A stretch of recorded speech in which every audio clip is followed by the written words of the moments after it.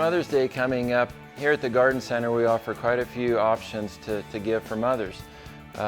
Roses are one item that work really well. The tea roses give you that long stem look. Various colors work well around sunny areas in the landscape. Just be ready to prepared to mulch them in really well. Also hanging baskets. We often use the pulp basket so that it goes with every color in the annual mix.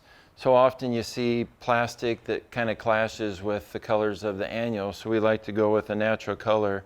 Plus they're cooler. The paper pulp that they're made out of is cooler and they do better with the plants. There's nothing wrong with something that you can bring in the house as well. Succulent planters work very well indoors during the winter, and then you can set them out during the summer in some shady or light sunny areas. They don't have to be in direct sun even though they're succulents. But many combinations of succulents, creeping ones, vertical ones, and filler ones, all different colors and textures. Also we do Mother's Day planters. Try to give a mix of different types of annuals. This particular one has angelonia in it, which is an upright dark purple. They also come in pink. Geraniums work well in planters. Geraniums also work as Mother's Day plants just to give in themselves. They often get nice size in a pot and perform very well all summer. Some of the woody plants we also offer are different shade trees, fruit trees.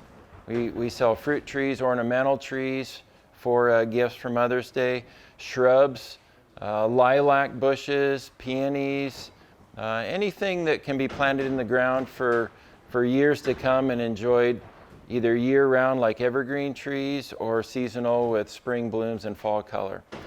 So when you stop in at the Garden Center for Mother's Day, we'd be happy to help you find things that last longer than bouquets of flowers.